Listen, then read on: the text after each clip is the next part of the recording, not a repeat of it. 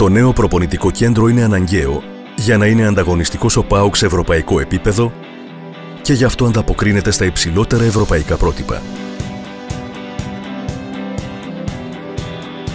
Η έκταση θα περιλαμβάνει γήπεδο έδρα των ομάδων νέων του ΠΑΟΚ με τους χώρους στάθμευσης, χώρους διαμονής, γυμναστήριο, κλειστή πισίνα, γήπεδα μπάσκετ και τένις, ανοιχτό κολυμβητήριο, χώροι δηλαδή που χρησιμοποιούνται όλη την ημέρα και γήπεδα προπόνησης με τους αντίστοιχους βοηθητικούς χώρους.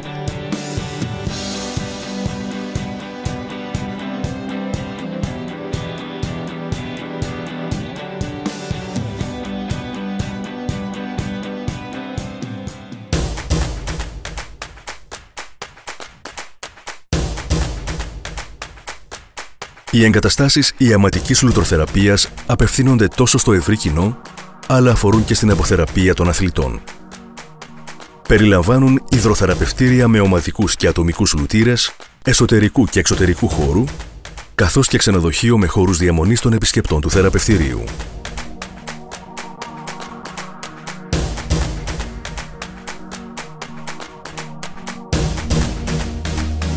Το επιστέγασμα της προσπάθειας είναι η ολική ανακαίνιση του σταδίου της Τούμπας, ώστε να πληρεί τις υψηλότερες ευρωπαϊκές προδιαγραφές.